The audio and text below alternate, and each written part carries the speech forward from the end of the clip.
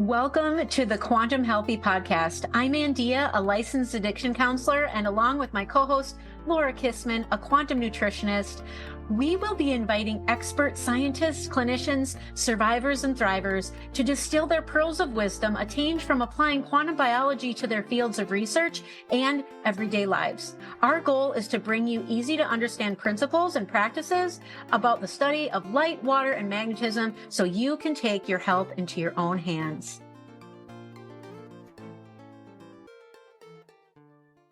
This episode is sponsored by Viva Rays, the only eyewear company that truly understands your biology. Viva Rays are advanced blue light glasses designed with circadian biology in mind. Unlike typical blue blockers, they filter light in harmony with your body's natural rhythms, helping you sleep deeper, feel more energized, and protect your long-term health. We love companies that support biology-backed wellness, and Viva Rays is leading the way. Use code QuantumHealthy at vivarays.com to save 15% and support your sleep, focus, and natural energy the way nature intended. Enjoy this episode. Hello, everyone. Welcome to Quantum Healthy. We have Scott Zimmerman today, and he is an optics engineer with over 35 years of experience in the industry and over 80 U.S. patents. His innovations and inventions have been used successfully in a wide range of military and commercial products that include night vision displays, liquid crystal display, backlighting designs, and lighting fixtures. And in the last decade, Scott has turned his attention to how light interacts with the body. This led him to becoming an expert on physiology of melatonin and how near-infrared and infrared light propagates through living tissue. And he's the founder of Lighting. Welcome to our podcast, Scott. We're so excited to talk to you today. Well, thank you. And as I said, I will make my disclaimer. I am not a doctor. I just make suggestions, and I suggest people look at the literature if they really want to know what's going on. Yes, absolutely, absolutely. This is for educational purposes only. So why don't we start with just how you ended up studying light and how it impacts our biology?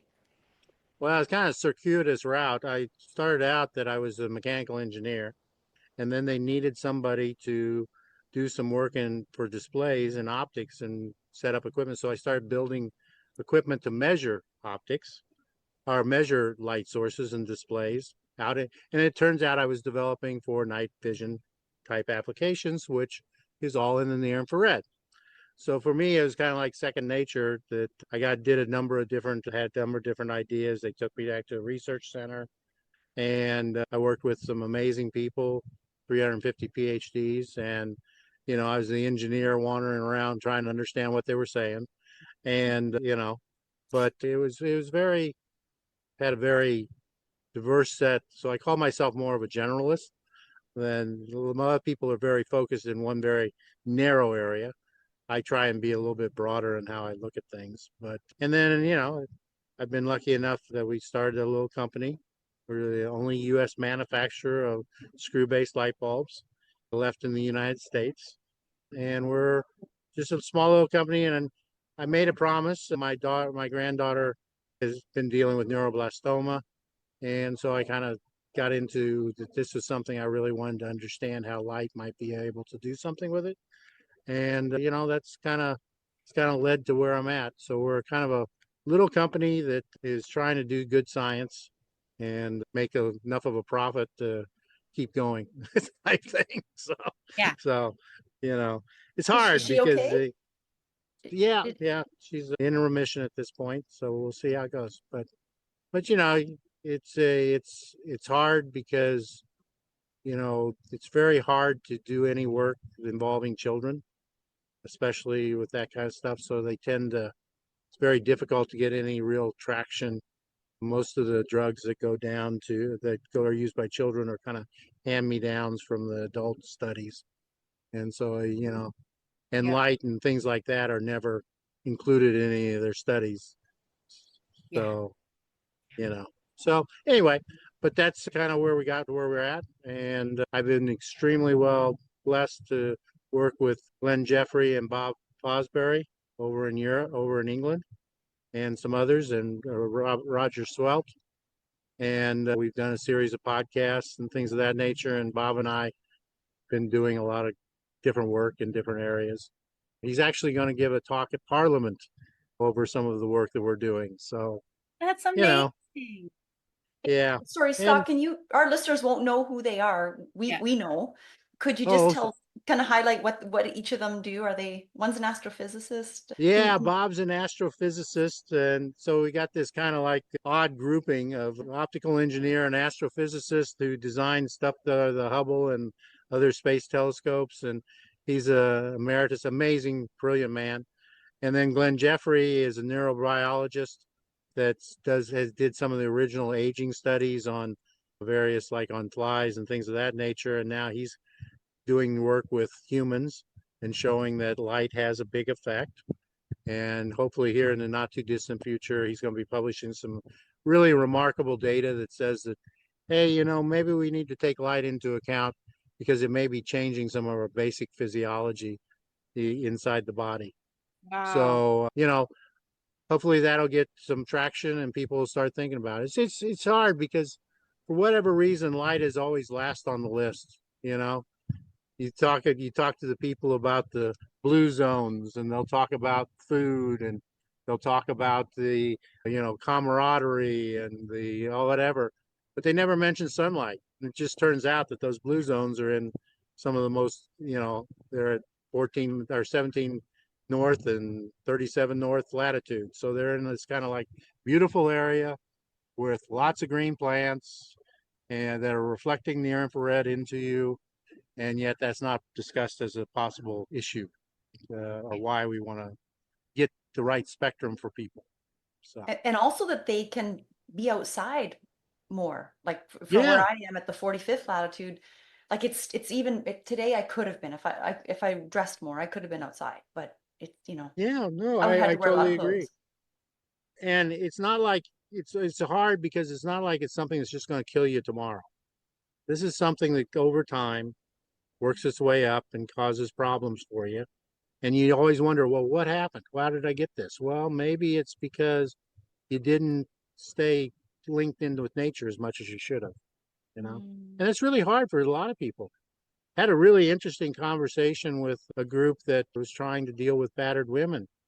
And I had never really thought about it, but they feel trapped in their homes because they're afraid to go out. So they don't get the kind of exposure that they need, even for them or their children. So we Mm. were talking about maybe you need a conservatory up on top of the building that they can go out to and get a little bit of sunshine safely or something. I mean, Yeah. it's That you, amazing how we've gone to such a small amount. 93% of our time is spent indoors. So, yeah. so anyway. Well, you also have worked with Russel Reiter, who we've actually invited. We have not heard from him yet, but he specializes in melatonin. So wanted to just kind of jump into that topic. And most people think of it as the hormone of darkness. Yeah. And we know that there's way more to it than that. So can you talk a little bit about melatonin you that you discovered it when you wrote about it in the melatonin and the optics of human body, and then the two other papers related to melatonin and just that connection to near infrared light. Yeah. Well, what happened is that Russ has got 100,000 citations, been looking at melatonin for 40 years. He's the world's expert, in my opinion. And I was looking around to try and understand what the effect of near infrared would be on the body. And I was talking to Russ, and Russ said, I showed him some of the optical models I had made of the body, because you'd think that after all these years we had knew how light propagates in the body. And it turns out we don't. And so the paper was really written around the optics of the body and how it could possibly be generating things on melatonin. Now we know, based on further study, we know that melatonin is being increased in all our cells based on sunlight, based on exercise, based on all these things. So it kind of like was, and Russ has been trying for, like I say, 40 years to convince everybody that melatonin is actually generated not just in the pineal gland, but is also generated in all your cells.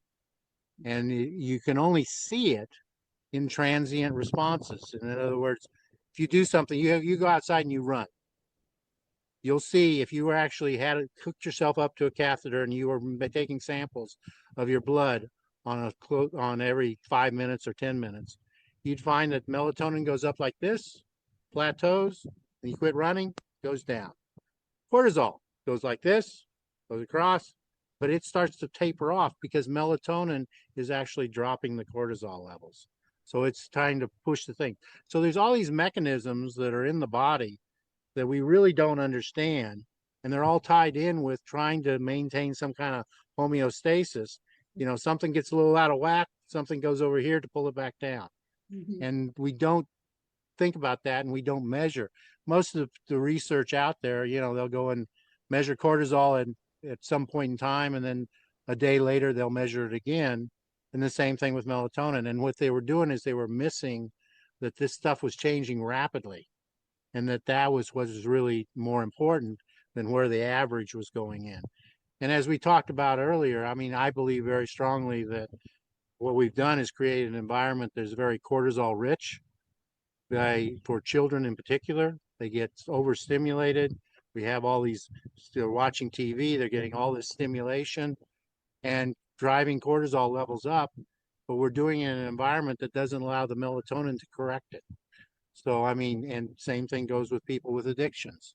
If they are sitting there and they're trying to recover, having cortisol spikes all the time are causing them to have high levels of cortisol may not be helping them on their recovery. And they may be more likely to fall back into some kind of a problem. It didn't get them addicted in the first place, but it's keeping them addicted is what I'm concerned about. Yeah, yeah.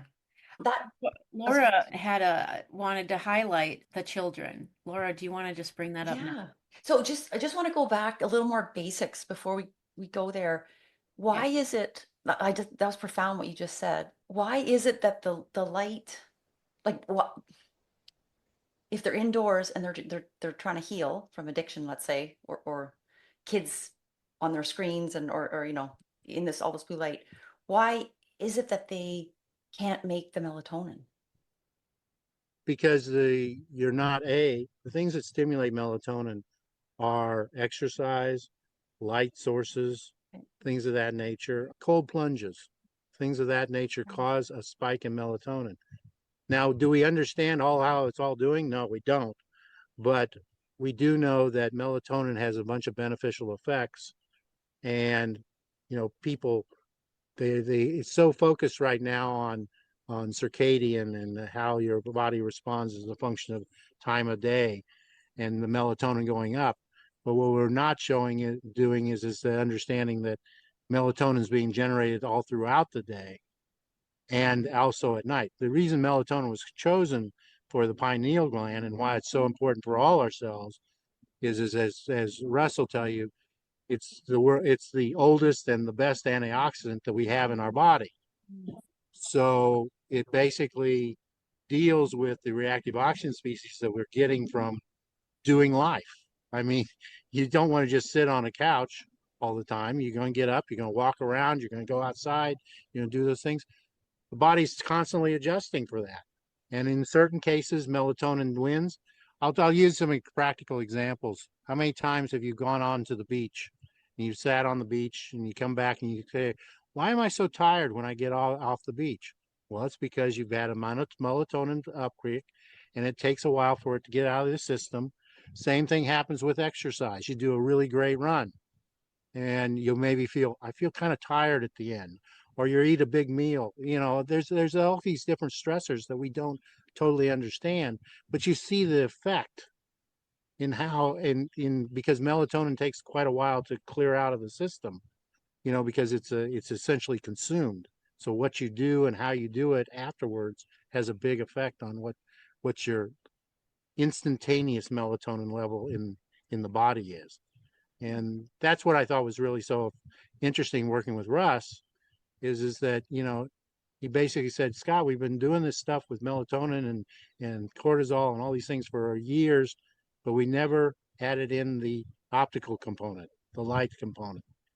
And so what the problem you have is with so many of these studies is that if you don't include all the important variables, you don't get the right result, the real answer.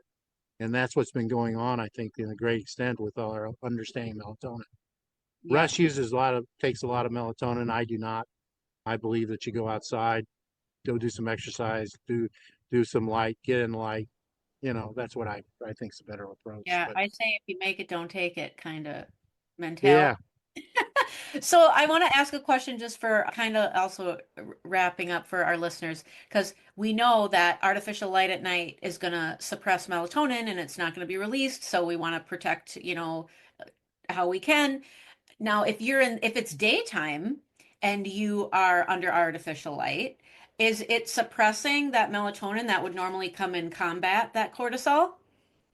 well, it's not helping it, that's for sure. You Okay. know, but I would argue that you know, like I say, the problem is this the body's adapted to quickly respond to like a flash of lightning, or a tiger's going to jump out at you, or whatever, the fire's coming, some event, some stressor. And the main response is first adrenaline, and then it comes into cortisol. Cortisol, there was you probably appreciate that there was a really interesting study where they took addicts that were addicted to cocaine, Mhm. and they brought them in, and they looked at the time response in the blood of the various different hormones. And so they gave them a hit in this particular experiment. Mhm. And then they watched the cortisol levels and all the adrenaline. And you saw this immediate spike in adrenaline. And then they also measured euphoria for the particular, for cocaine, I guess it was.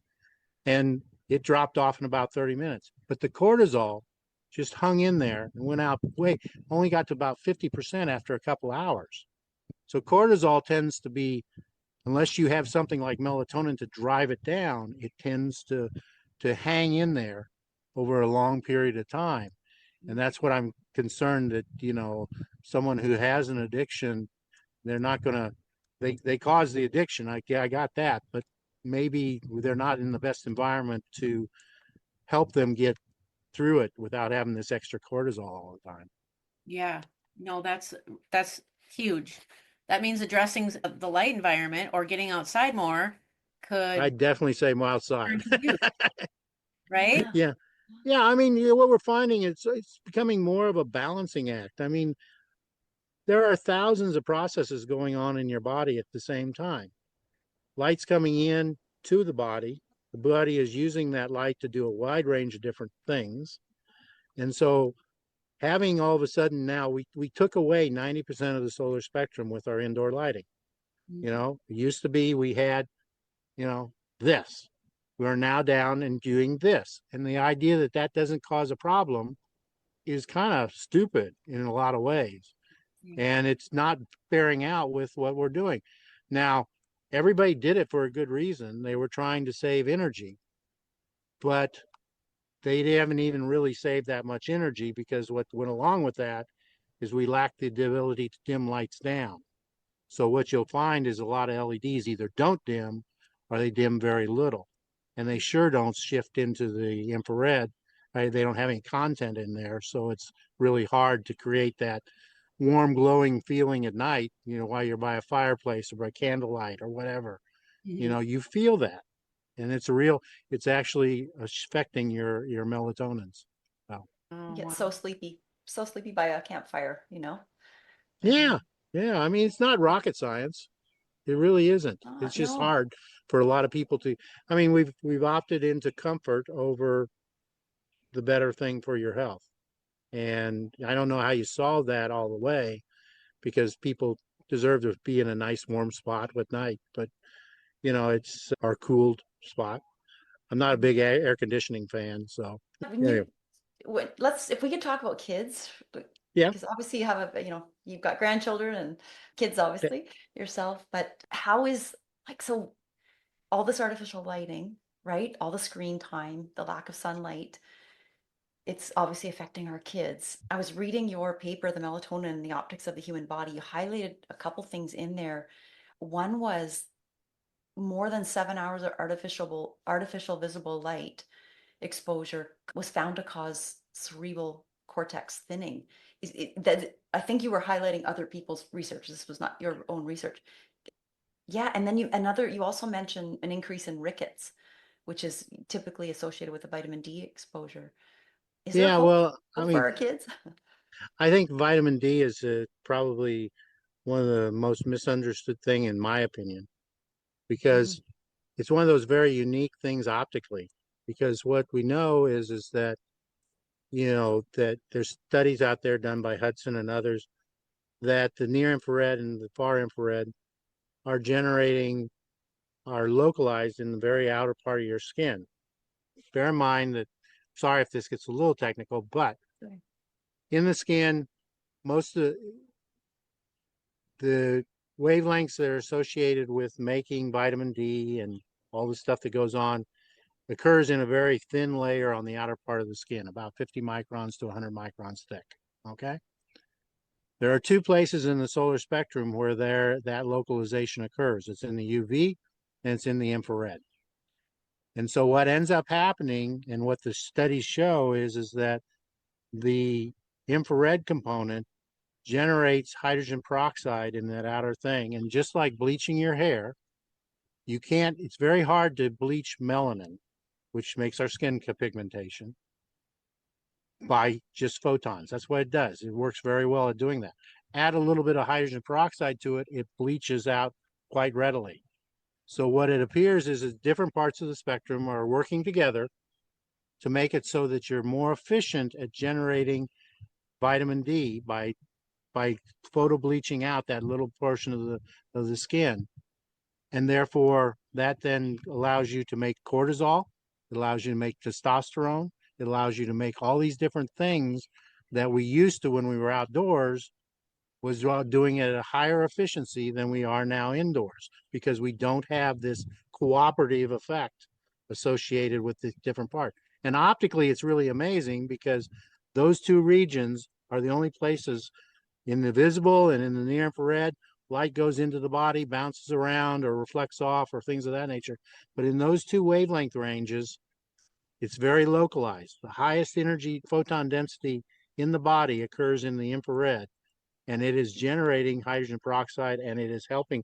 You look at people's hair, what happens? They turn gray, Mhm. and it appears, well, at least you've got some. I'm So the definitely point thankful. being is that there's all kinds of mechanisms that are going on that are just not, everybody tries to come up with this magic wavelength or this magic whatever. The reality is the body is exposed to all this simultaneously.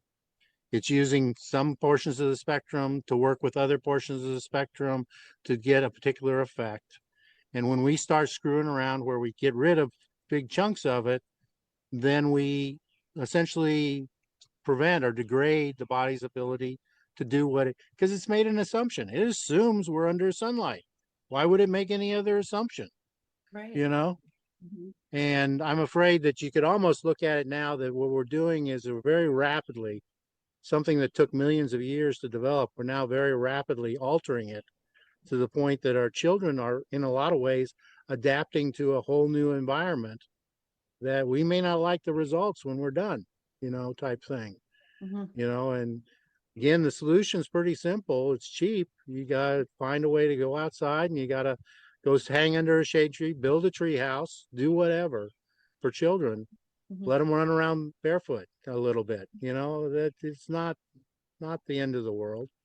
And, but it's very clear to me that the reason I can focus on children besides my granddaughter is that optically children, the photons go farther into the body than almost 100% of their shells get absorbed are exposed to near infrared.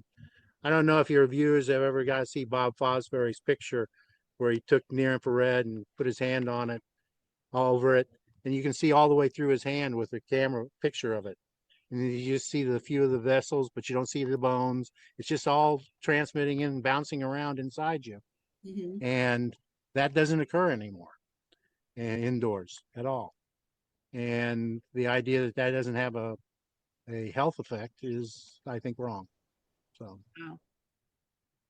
and in fact, I'm enjoying a little few raindrops right now. So let's talk about the sunscreen effects.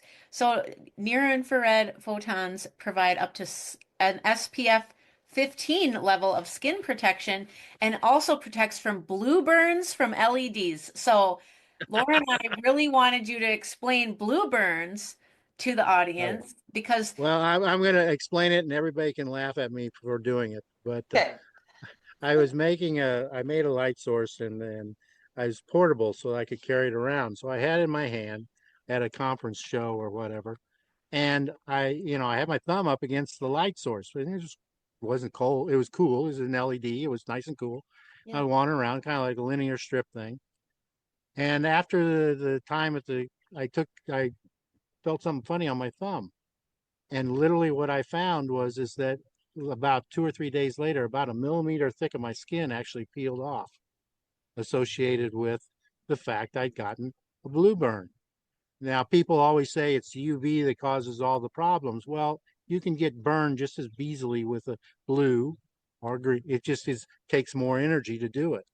And if you look at the dentist shops, they have exactly the same issue because a lot of them are using blue light, high intensity blue light, to cure some of the dental work. And Mhm. the dental society has actually instituted restrictions on how much exposure the dentist and the assistant gets over time, because they're afraid that it's going to cause some issues. So I mean, there's no magical thing that happens when you go from violet to blue, other than the fact that, or green or yellow, other than that your eye responds to it. But that is such a narrow band of the spectrum that the other ones are playing a role too and have different effects. I don't yeah. know if that answers your question, but right. Well, I was very, yeah, it was very, that's very good news that near infrared light actually provides some protection. And then I know that, it penetrates the skin more deeply. And with blue, there's no, like with the sun, we're outside too long. And what happens? We get a little red, we get a signal, we get warm, we go inside or we seek shade. But if you're Right. sitting in front of a blue light all day, like many of us do, because we're working on computer screens, it's not like we're getting the blue burn signal, like hey, you've had too much blue light today. You should probably go outside, or like that would be the appropriate signal we would love, right? If nature worked that way. But we're not getting that because it penetrates all the way down, I think, to the fat where there's no nerve endings. So there is no signal of that blue. And Well, yeah, you're 100% right. I mean, the the sunburn was there for a reason. Said tell you that, hey, dummy, you got to go in. Mhm. So many of these sources are very high intensity, but you don't have any of that effect, or as much of that effect going on. It will eventually cause it, but in my particular case, it literally took 2 or 3 days for me to notice that, hey, why is this big part of my skin coming off? And it was very thick. And what was amazing was the thickness. If you calculate the penetration depth of blue, it was the thickness that came off of my skin. Wow. So it just further illustrates that we need to take the power of light into account. And it's one of my big pet peeves right now.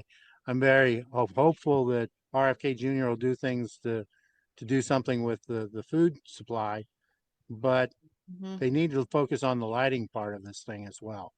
And Thank you for for saying that. whatever reason, it's very hard to get people to really understand that it's a huge. I mean, when you look at just from a pure amount of power, joules rate, your body can be exposed up to 30 megajoules per day. That's a big number. You look at it from the standpoint of when you're inside, you're talking about a few kilojoules, type exposure level that you're getting. And if you look at it in comparison to food, it's twice as much as what the energy that we get from sun. It can be twice as big as the energy we get from food. Mhm. So, you know, I think we don't have a good, for whatever reason, sunlight is not considered.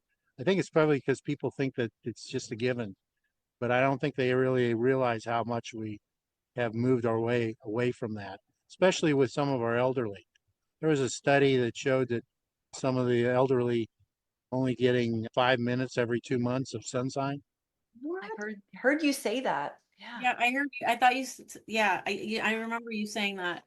5 minutes Yeah, and well, I mean, yeah. there are people who can't get out or very easy. And that was the thing that was so amazing with Roger's work is Roger's board certifications. And he took, Sorry, Roger Sahult? yeah, Schwelt, I think is the way. Schwelt. He's a Yeah, I medical think, doctor. yeah, he's an emergency medical room Doctor. pulmonologist, sleep expert. Okay. And what he was looking at the rest of the paper, Russ and I, and he did a video on it, got, so it had like 2 million views or something like that. And, but what he's been doing is putting his mouth where his, where he, whatever. But he's going, Money. he had some COVID, a COVID patient in particular that was struggling to get off, was going to have to be intubated. He said, asked him if it'd be possible if they could go outside. Took the patient out, a lot of work, took the patient outside. The guy said, oh, this isn't going to do anything. Basically, he came back in. He said, I feel so much better. In a matter of days, he was back on his thing. I mean, Africa, people take their sick out into the sunlight for a little bit every day. Yeah. There's so many indications that, you know, having the right solar spectrum or exposure for even a brief amount of time. That's what's going on with Glenn's work. Yeah. He's showing that it doesn't take very long to make a big difference. And that's what if nothing else comes to this thing, I hope people will start thinking about how they spend their time. Maybe it's time to go out and sit on the porch for lunch or something like that. It doesn't have to be in direct sunlight. It can be in indirect. In fact, indirect's better. And, or that type of stuff. And, it just should be part of everybody's regimen. My wife and I, we have tell you kind of nuts we are. We have one of those little enclosures that has a clear glass or clear plastic on both sides that you go when you go watch your kids do soccer. And we'll go set that out there in the middle of winter. And it could be 20 degrees outside, but it'll be 80 degrees in that little enclosure with the sun's out. And my wife hated winter, always hated winter. And she's a whole lot better when we do that. So there's lots of simple solutions that don't mean you have to go spend a bunch of money.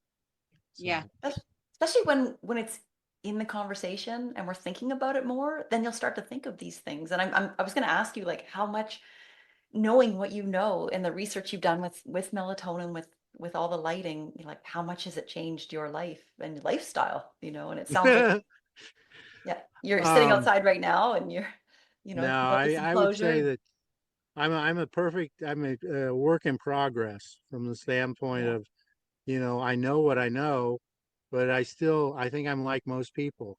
You want the comfort. Do you really want to go out and exercise that much? So I mean, I think I represent about 50% of the population, that is still struggling with how do you deal with weight? How do you deal with a lot of things? Mhm. But I think, like you said, the more we talk about it, the more people get involved in looking at it. I'm excited because all these new biosensors, the glucose monitors and all that other stuff is coming on to where people can see in real time what their actions are causing. Yeah. And my situation and a lot of people's situation was defined 20 years ago. You know, how we deal with it now is hard, but I'm slowly working down. I'm using my light budget to try and encourage myself to lose some weight.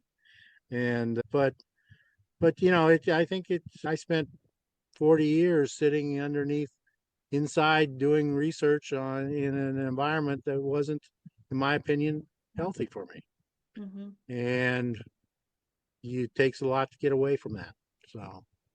So I would never give anybody a hard time about anything, be it weight or drug addiction or anything like that, because what we've been doing to everybody, in my opinion, has been setting people up for failure. That's what I think.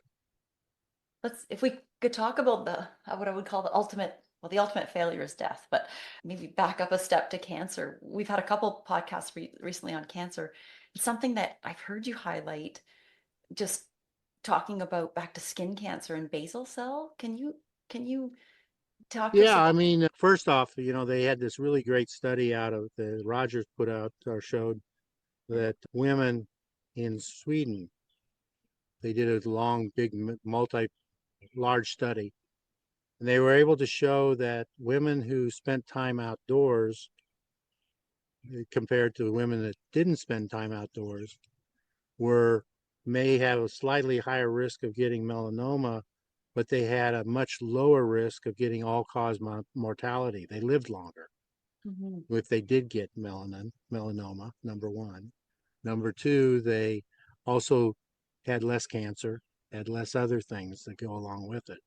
So sunlight is providing it's been demonized because it does increase your level of getting some cancers, so basal and melanoma, squamous, and Squamous, all yeah. those. But it is pretty clear that you're more likely to live if you've had continuous exposure and recover than people that are don't get out, and that makes them more susceptible. Optically, it's really interesting to me because when you start screening out the UV using sunscreens, it takes away, as we were talking about, Mhm. takes away your ability to have that signal that you're going to get sunburn, that you've been out too long. Yeah. And the sunscreens don't block any of the blue. So Right. what happens is Thank that you. you don't have the alert. You may not get the melanoma because of the UV, but you're more likely to, over time, get the basal cell. And basal cell is 95% of the skin cancers that we get. In fact, 90 some odd percent of the cancers that are in the body.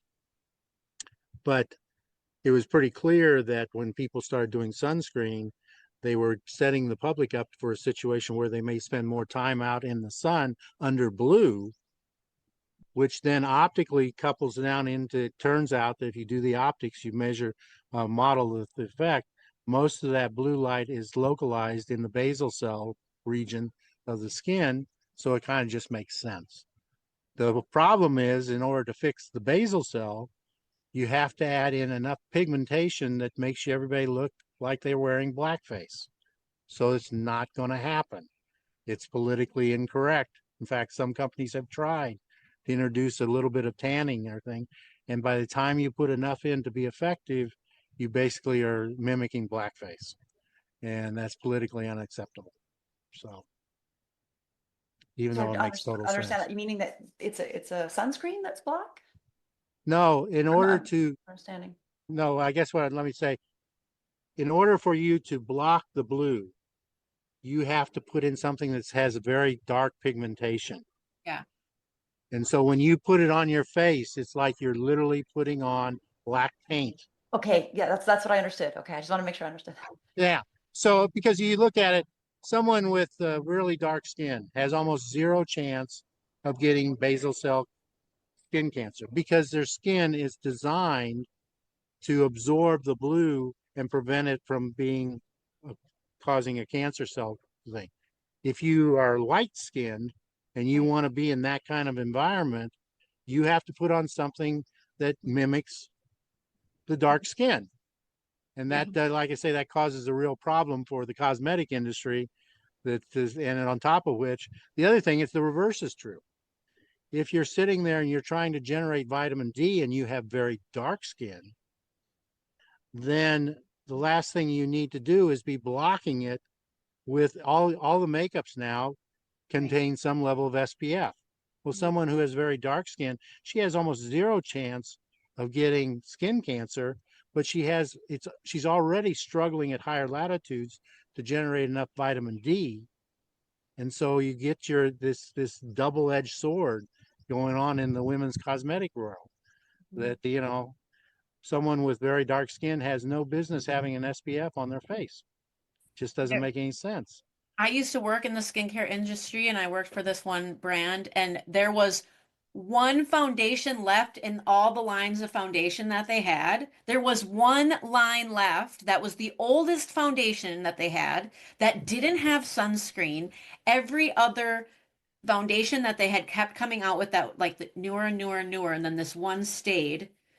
It was all, they all had sunscreen, and they did have a version of the original with sunscreen, of course. And I do believe that is now a discontinued foundation. You just, it is very, very hard to find makeup that does not have sunscreen. I do not wear makeup anymore. I have not wore a full face of makeup and I can't even remember how many years. But certainly when I was wearing makeup, it was at the time I knew nothing about this. This was so many years ago, like 15 years ago. And it was like when I was selling, make sure that they have a sunscreen. And if they don't buy a foundation with a sunscreen, then you make sure you sell. There was something else we could sell. So they had a sunscreen layer and then their makeup on top. Like it was just, Yeah, well, I think we're kind of at this inflection point where the dermatologist went way over here. yeah, You know, if I don't do this, you're going to get this, that, and the other. And now we're coming back. But I mean, the idea that they would put SPF in makeup that someone who has very dark skin is just it's ludicrous. I mean, yeah. in my opinion, you know, they can do whatever they want, but it's very hard. And we had exactly the same problem. One of the things I like about doing the optics of the body is that we can have a very frank conversation about the difference between people with dark skin and light skin. And one of the things, if you don't take that into account, you create these problems where people, women, like I say, with very dark skin at high latitudes, they can run around with no clothes on all day and they're still not going to generate enough vitamin D to be effective to do what they need to do. Now you're giving them a makeup that's blocking the UVB from coming into their skin. It makes no sense. Damaging to Yeah, their, we had the same thing with the oximeters during COVID. If you remember, there's some of what happened was is the oximeters were calibrated for people with white skin, and they're looking at the infrared response of the differences to determine whether or not do you have sufficient oxygen in your blood. With person with dark skin, those numbers were different, but they used the same oximeter. So there were a number of people that had very low oxygen content that wasn't measured properly, yeah. that caused them to not get the treatment that they possibly needed. So I mean, one of the big things that we're finding is that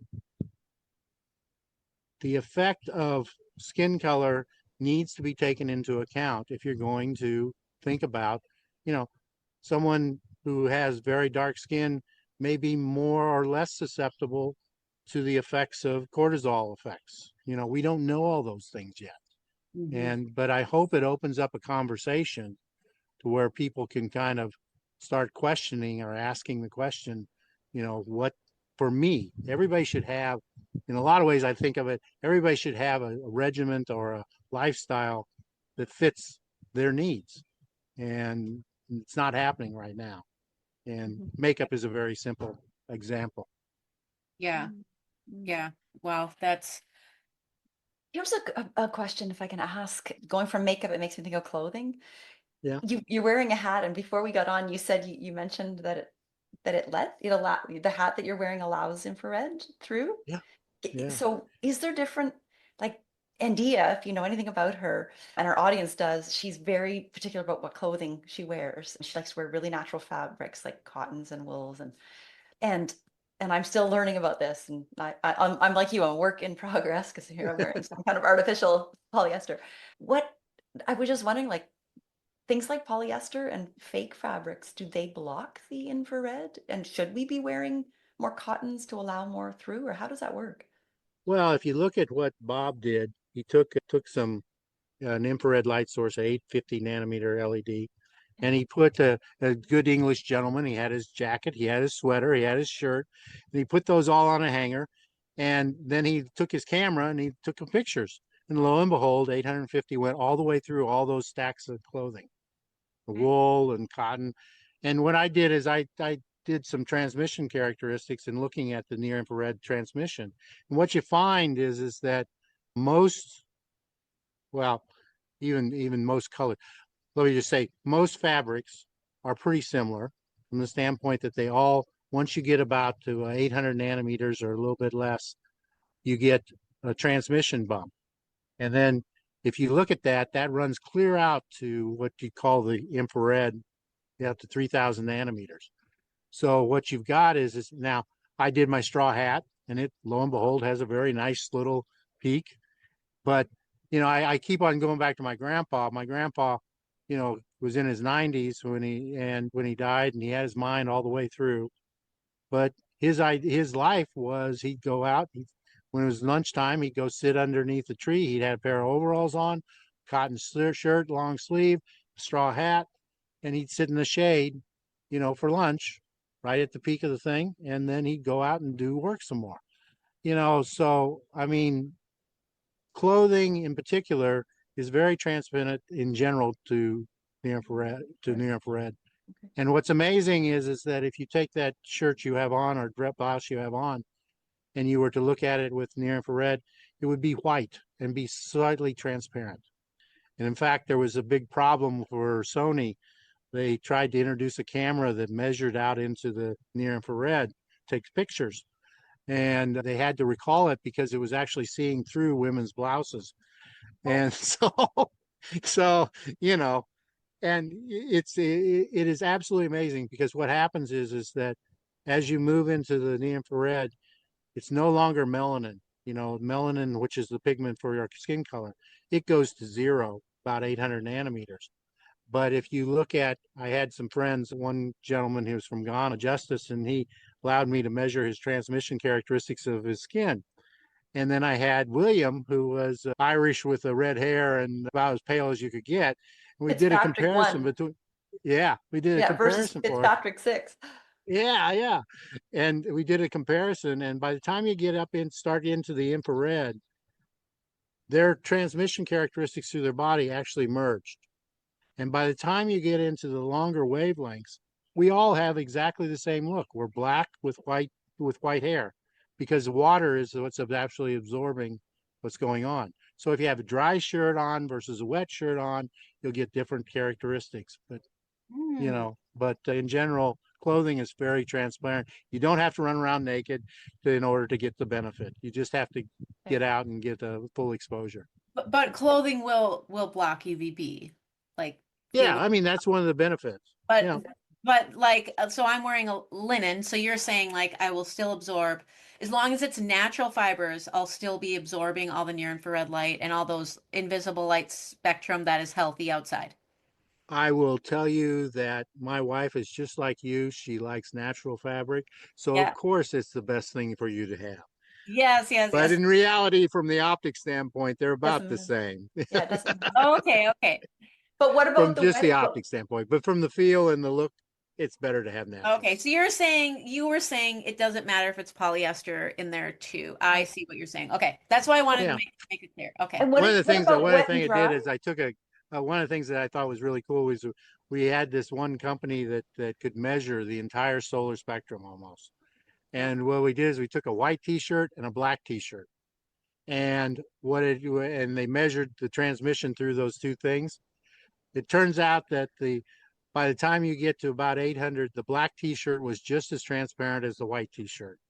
So it's kind of boring because everything's kind of white in the near infrared, so you can enjoy the colors. But yeah, Can I it ask doesn't about, matter. you mentioned wet and dry. Is it when it's wet, does it not transmit or But when you transmit? get into the infrared, the main absorber is water. Yeah. Okay, so the water in your skin, it makes you look almost like you're the blackest black you could think of. It really is, and it's amazing. It's what we call a black body emitter, and it's really amazing how it works. But yeah, I mean, if you take a blanket and get it wet and hold it up in front of you, you're not going to get very much transmission at the longer wavelengths. But if it's dry, it'll kind of look like a translucent white. Mhm. Mm. So Interesting. Yeah, when you look at water, water is the most amazing molecule in the world, as far as I'm concerned. It does some amazing stuff. So Yeah, you're in good company there. We love the topic of water and think We'll have very to bring you back and absolutely. talk about Well, water. well, yeah, I would just say that our science is really taking off right now with the help of like the Guy Foundation and other places like that, where they're actually looking at the fundamentals of water and finding that it's key to transferring electrons, things of that nature. It's just, to me, it's just absolutely fascinating. Don't pretend to believe it, to know it all about it. I just think it's a great time in science right now. yeah, yeah, it really is. Truly is. I've got one more only. I know, are we wrapping up or do Nope, we, go we ahead. gotta, okay. Really, just from an environmental perspective, wanted to ask you, we had actually Dr. Martin Moore-Eid on recently. Oh, did you? Yeah, yeah. And well, there's one thing that, okay, I'm gonna ask this burning question and then I'll get to the dark sky. Don't let me Okay. forget. I actually had it here in the paper, Melatonin, the Optics of the Human Body. You mentioned here, as a final point from the optical perspective, there is a general misconception that existing artificial lighting is benign with flux levels too low to generate damage. Is Dr. Maury, he indicated more that because the flux is so low, we don't have to worry so much about the blue in our artificial light. Do you know different from an optical perspective? Well, I actually I like Martin a lot, so I'm not going to be negative towards Martin. But No, to no, say, he's but amazing. I also Amazing. know that we will disagree on this one Okay, because that's good to the hear both reality sides. is, yeah, no. Yeah. But part of the problem is that most of the circadian work is looking only at the average characteristics of melatonin and cortisol in the body. And so, the adage is that melatonin should be high in the evening, cortisol low. In the morning, cortisol should be high, melatonin should be low. That's fine if you're measuring every, I do use an analogy. If I take a tennis ball, I take a picture, I throw it up in the air, and I catch it, and I take another picture. Did the ball move? And that's exactly what's the problem with a lot of the circadian work is that, and that's why what I've been doing lately with these sweat biosensors, they are sampling every 3 minutes melatonin and cortisol simultaneously. Mhm. And what we're finding is that while the basic curves are right, embedded on top of that is all these spikes that are causing problems because they are contributing to basically driving some of the negative effects because it's cortisol that tends to be the spikier of the two, and melatonin tends to be more averaged out. Blue, in particular, is a great alerter. You know, you have a lightning strike. There's a lot of blue in a lightning strike, and it gets cortisol going. Adrenaline peaks and cortisol peaks, and so you can literally with very low level. I mean, I can literally measure cortisol spiking on a TV which has less than 10 lux in a dark room.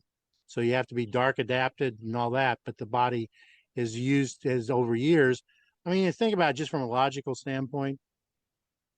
If all of a sudden there's a flash, you're 100,000 years ago, and there's a flash of something in the middle of the night, you're going to respond to it.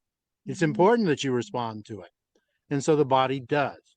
That hasn't changed. And all we've done now is we've created all these, as I said, thousands of suns inside of in our home where you're constantly getting flashed with, you walk by a lamp, an incandescent, you're not going to have near the effect that you walk by an LED because it is peaking up the cortisol.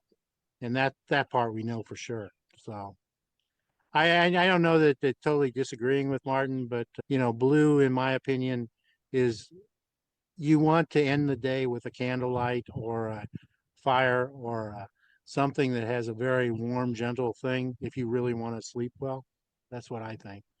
There's Yeah. a really one of the guys I know. He's tells everybody that okay, I want you to do this, for a week or even for 3 days. Wake up in the morning with the sun, go outside, go back at night. Don't allow any light other than a candle. Just try it and go to bed. If in 3 days you don't feel some effect, you probably, that may just be you, but most people feel an effect.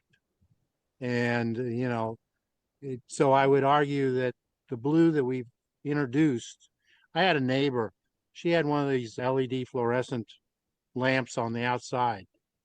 You know, she couldn't turn it down if she wanted to. So it'd sit there and blare all night and bounce around and get in. There are lots of people that, blue at night is a big issue. But it's not because blue is bad, it's because they can't dim it. One of the things that people don't realize is that when we were in the incandescent days, you had the little phase shift dimmers that you got on the side that you could take the light way down low, very romantic type thing. Try and do that with an LED. It doesn't dim. It's Yeah. very hard to get those colors to come down into the low level. And bear in mind, direct sunlight to dark is 9 orders of magnitude. So having a little dimmer on your LED lamp that lets you dim it down by 10% is almost irrelevant. But what it should be doing is you should be cranking everything down. You should be able to drive it down. And that's what our lights basically do is we put a combination of LED and incandescent in the same bulb and it dims down. It goes just to incandescent. So anyway, but you wanted to light it, artificial light at night. Were you talking about that? Well, just you've said it. I can tell you're a dark sky advocate, right? And Oh it's a new, yeah, I yeah, love that yeah. I term. It's mean, new to me. yeah, no, I mean, I think that they're really trying very hard. I mean, it started out with just something, I want to see the stars because I grew Mhm. up in Kansas, I saw the stars every night. I'm in Mhm. New Jersey. You don't see the stars hardly at all. And you got to go a long way. So I think that, and a part of it, I think a good portion of this is that not only, if you look at the space studies that they've done, up there at space station, they're seeing that not only we used to be, you look at a big city, it'd be kind of sodium vapor, kind of orangish red or incandescent or something like that. Now what's happening is all going to LED and it's becoming bluer and bluer and bluer. And now they're trying to pull it back down a little bit. But what they're finding is that is negatively reflecting not only us, but it's negatively affecting animals, insects. We're having pollination rates that are dropping dramatically because they're pulling the bugs away. Most of the pollination occurs at night. Now, if you got these lights in there, the bugs are confused. It's not a good scene in a lot of ways. And I hope that part of this, what we're trying to do is trying to show the underlying mechanisms, and the more mechanisms we know, maybe we'll. I notice you have your blue blockers on and all that kind of stuff. And you know, you should not. I guess I put my only caveat to artificial light at night is Okay. if we could dim it enough, it probably wouldn't matter much. If we should not have to give up blue content when I'm reading a storybook to my grandchild or whatever. Having a blue blocker on that takes out the blue and the yellows and just gives me a sort takes all the illustration. It's kind of like I say, go look at Van Gogh's Starry Night with the blue blockers on.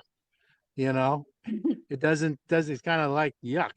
But so I would argue that it's not fair that everybody needs to wear blue blockers. If they had good lighting, they wouldn't need to wear the blue blockers in the first place. So, and so it's Well, we've got kind of a toxic light source that you're trying to compensate for, is what I exactly. believe. And Right. that actually is a great segue into your lighting. But before I go there, there's actually a Oregon Outback International Dark Sky Sanctuary out here, and I believe it's the southeastern part of Oregon, which is like they describe it as like half of New Jersey, is all completely dark. Yeah, yeah, and And I you know that know, I know some people who are part of it, and I haven't went to. They have like I don't know if it's every quarter or twice a year or what it is, but they'll have a big camping event where everybody goes out. yeah, and unfortunately, people immediately equate light with safety, and yet the No. studies show it's not true. Mm, good And that, point. you can get just because you're well lit doesn't mean you aren't going to get mugged, type thing. I love So, I don't know. Keep But the light on, or you're gonna, because then it'll keep people away. Like, yeah, okay. but to me, it's a perfect example of what we're fighting with on the lumen per watt. I mean, Martin and I and Dave Keating, so we're part of putting together a petition to the DOE to try and prevent them from doing what they're trying to do, which is to force us into bluer and bluer lights. Yep. We know about And that. He highlighted that, and we both signed it. So thank you. But now the question is can we get anybody to do anything about it? Government is very difficult to get it. But, the dark sky at night, it's one of those things that until people equate, it was easy to start because from the people were noticing the lack of stars. But now that there's all this health stuff coming in, and people are even getting even more excited about artificial light at night because they're beginning to realize that, hey, our breast cancer rates are going up in cities where women are exposed to high levels of LEDs and things of that nature. And but until you get that people start equating health and a cost to health with energy savings, they'll always go. And what's amazing to me is that when you look at it optically, women are more susceptible. After children, it's women and then men, because you have actually literally thinner skin and you have less collagen in your skin. So you are more rays of the infrared get into your body further than a man. So I keep on saying, if your boyfriend goes out and buys a bunch of LEDs from Home Depot because it's saving him money, tell him he's an idiot and go get something that's a little bit oh, better. So, oh my yeah. God, my argument now. Thank you. But Now, it is optically true. You guys, Ah, you're that was more in tune with, and you think about way back when men were hanging out, going and killing a cow or something. I don't know, but women were sitting out there in the fields, working the fields, and you have a different, way back when you have a different evolutionary path in some ways from an optic standpoint than men do. Now it's not the same, but it was then. So, interesting. yeah. Wow. yeah. Well, so I wanted to highlight on your neural lighting. So I know that you talk about people just honing in on the visible spectrum. I've heard you say it a couple times, and when it comes to circadian lighting or healthier light bulbs, I'd like you to talk about, whether why you don't agree with that, and then also like these bulbs that are just one color, like red, orange. Like, what do you think of them? Well, I mean, if you look at sunlight, and there's lots of different ways to look at sunlight, but if you look at the spectrum of sunlight, it's broadband. Hmm. It has dips in it, but you start in the UV and you ramp up in the blue and the green, and then it goes out way into the infrared. One of the problems with blue and other single colors is they're narrowband. So, I mean, let's say I have some process in the body that's using, as I said, different portions of the spectrum, but I give you a really intense peak one spot, and you call that equivalent to spreading it out over a larger set of wavelengths or colors. They're not the same. No, Now, can I absolutely say you're going to die tomorrow because you got exposed to it? No, I'm not saying that. I'm just saying that that's not what's in nature. right, Our light bulb is trying to mimic as much. We have a little bit of a blue spike in because that's the way the LEDs work. But all we do is if you look at the entire solar spectrum, it needs blue, or it provides us with a lot of blue. Blue sky, you walk on every day.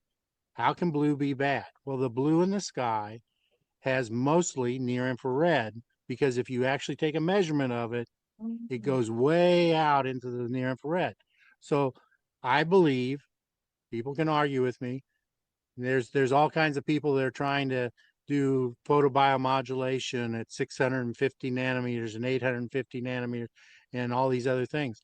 Sunlight does all that, plus fills in, but does it over a spread spectrum, which mhm, I think is much better for that's what we've evolved under. So now coming in and saying, I'm going to add a red, or I'm going to have some taper that goes down to maybe a micron.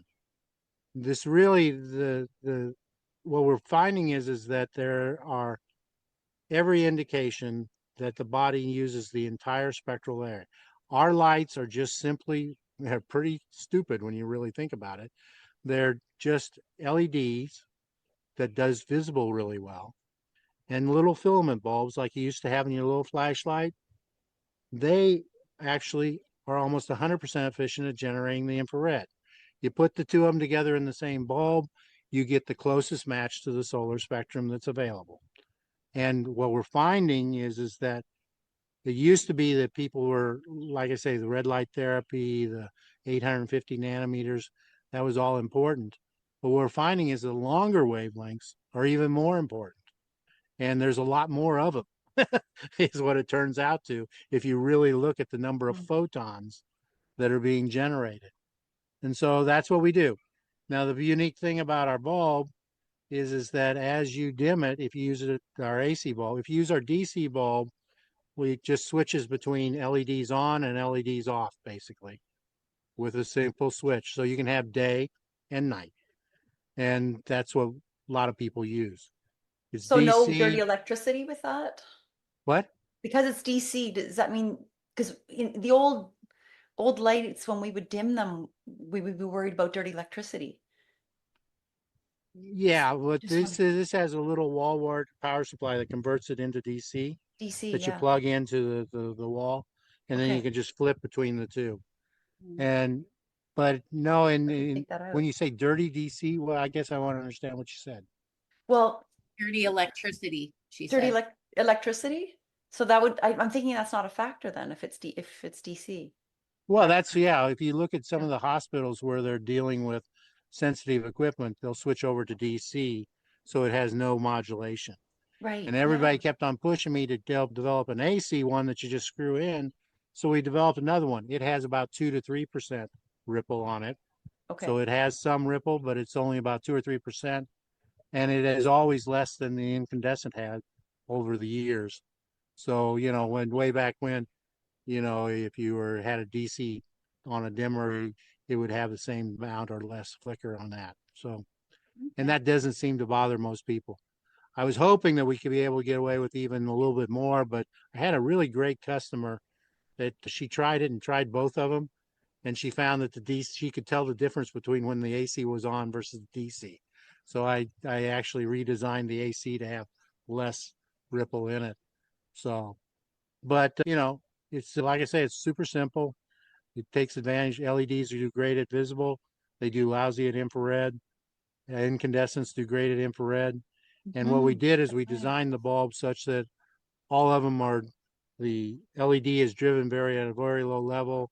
The incandescents are driven at a low level so that they should all have 50,000 hours or more, and what we do with our bulb is if it breaks, send it back to us, we'll replace it, you know, So, and as long as you tell us what went wrong and how you did what you saw, that's all I want to know. Because Don't make we're just a small company. We're trying to get this idea out to people, and we've been able to get to the point that it's really hard to manufacture things in the US, if you haven't noticed. And so doing it here, I think we're kind of unique in that particular thing, but makes our bulbs a little more expensive. So Yeah. We'll have a link in the show notes for people to check them out. And yeah, I think we're at time here. So we, can we ask the orange question? That we were talking about this before you came on, Scott. oh, remind Um, me I, what. I Well, no, I think this was with Andy and I before you came on, was just a burning question. Like I think you may have said it talking about the blue blockers, but I currently have an orange bulb and I have a red bulb and because I'm trying to do it for circadian, but I'm having a hard time reading. I'm having to use reading glasses that I don't need in the daytime.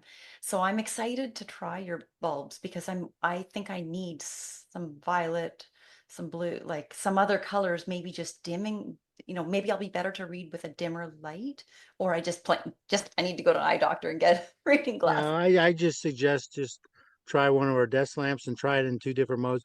I mean, Okay. I've had people that, you know, It's really one situation and one thing. It's got the LED, which gives you the blue content that I think you probably need.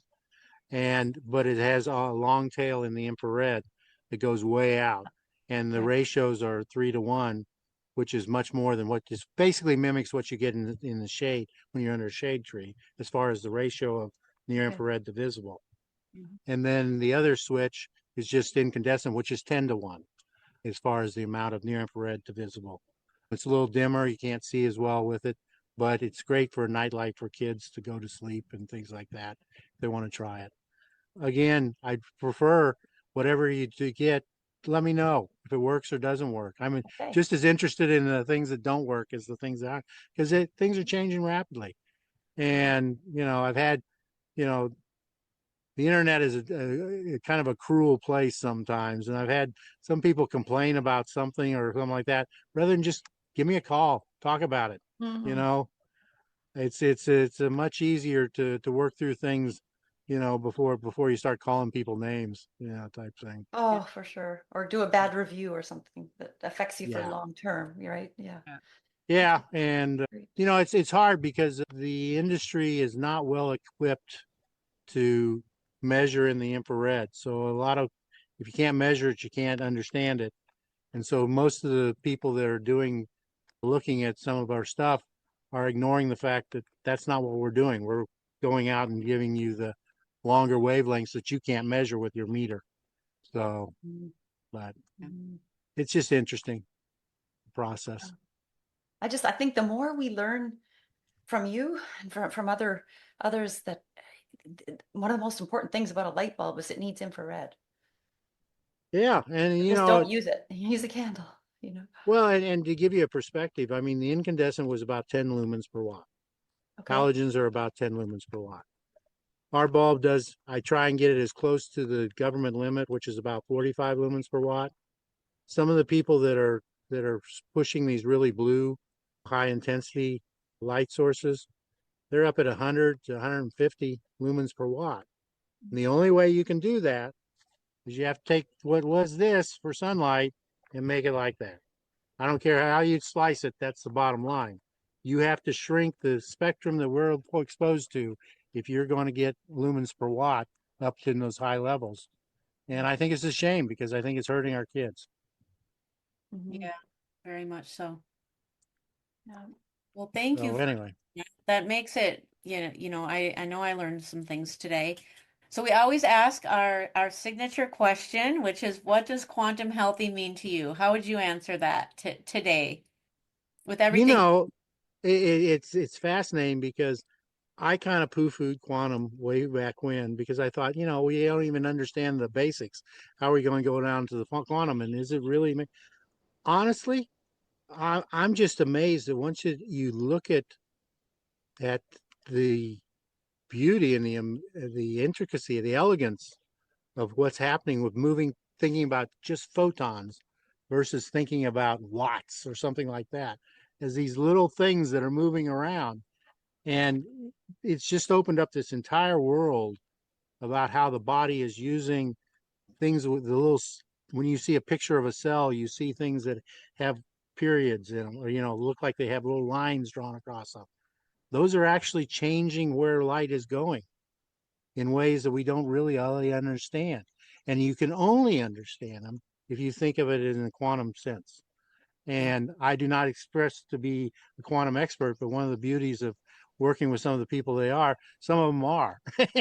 And you can ask the really dumb question and they can say, oh yeah, that might be why that's happening, type thing. Here's the quantum equivalent. And you're kind of going, oh, okay. But yeah, I mean, the body has all kinds of structures in it that can only be explained on a quantum level, and it will be very interesting to see when we start tearing all these things down. And first off, I was just trying to get people to think that light was important. Now you start looking at it and you say, hey, maybe we can do something about things, like cancers or addiction or whatever. Maybe we can do something if we truly understand the underlying mechanism. A cancer cell in particular, scatters light in a much different way than a healthy cell does. So you can possibly think about localizing just by using the right wavelengths. You may be able to increase the amount of ROS in a cancer cell versus a healthy cell. Now, wouldn't that be something that you'd want to try and understand? I think so. And, but until you, like I say, you get to the quantum level, you're kind of just making an experiment, and trying seeing a result, which is important, but you're not understanding the real mechanism underneath it. So anyway, sorry for the long yak. No, that was wonderful. Like you said, we are in an exciting time for the science, and you are playing a huge role in helping all of us better understand that's exactly what this podcast is for. So thank you so much. And I know Laura wants to thank you for us as well. I do, but first we need to make sure your website is neuralighting.com. Yeah. Okay. Yeah. Are you on social media? If people want to start to learn from you, or are you active on social media? I do LinkedIn a lot. LinkedIn, okay. And But we're trying to start getting to that point. What would you recommend? oh, I'm not the Instagram goddess here. Ask Yeah, Andy. okay. But I mean, to a great extent, we've used the last year or so to try and figure out how to make the light and try and understand the mechanisms underneath it. Now we're starting to have people buying them in reasonable quantities. And we're hoping that people will buy some, try it, don't like it, send it back. I don't care. I do care, but I'm just trying to get people to be aware that we always start out the same thing. Go outside, sit under a tree, enjoy that. And I'm going to have to go inside because I'm getting rained on. So, Oh, do you have time for a thank you? Do you have to, or do you have to move? yeah. Okay, well, try to be as quick as I can. You mentioned that you were a generalist. I just want to say thank you for that, because I think it's paid off in so many things. Teaching us that visible only light is not equivalent to what we are exposed to in nature, and just the danger of infrared deficiency and the importance of balance in our exposure to light. I think you highlight that so well. Thank you for caring so much about lighting itself and advocating for the best artificial environment possible. And I know that a lot of your motivation is for our children. That came through today, that they can learn faster and live healthier lives, was actually the last line, and I think in one of your research papers. Just want to highlight this aha. I got a few ahas today, but one I got was that subcellular melatonin is being created in sunlight, while circulating melatonin is created in the absence of light, and why it's so important to get both of those. And for being a blue advocate and a dark sky advocate. And just lastly, with Nira, your company, thank you for attempting to bring nature's light indoors. well, thank you. I'm sorry. The rain was getting a little bit much, so I had to move over. No, you're good. But think of all this infrared light you got while you were outside, and we didn't get it. We've got windows open. Maybe we're getting a little bit. Oh, Yeah, thank you well, so much, Scott, for being here. talk to you later. Okay, We'll cheers. see Thanks. everybody Bye. next time. Thank you for listening. Thank you for sticking around at the end of this podcast. We want to thank our sponsor, Viva Rays, who allows for us to get this information to you. They offer top-of-the-line blue blocking glasses, which, as we know, are critical for our health these days for blocking artificial light at night. Over 90% of our time is spent indoors under artificial lights, and this puts us all prone to circadian rhythm disruption. You can use the code QuantumHealthy for a discount. Link is in the show notes. Thank you so much for listening to the Quantum Healthy podcast. We hope you found some value in this information. And if you feel inspired, please share it and leave us a 5-star review. This will help us reach so many more people. If you want to connect with Laura, you can find her at laurakistmanwellness.com and Endia at endiaray.com. Links are below in the show notes. Now, go find some sunlight and embrace your own quantum healthy.